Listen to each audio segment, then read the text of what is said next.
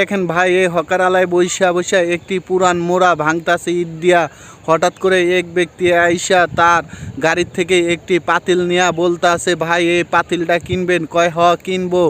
পরে সে পকেটের থেকে টাকা বাইর করে সে টাকাটা দিয়া দিছে। দিয়া দেওয়ার পরে সে পাতিলটারে ইট দিয়া বাইরে বাইরে ভাঙছে।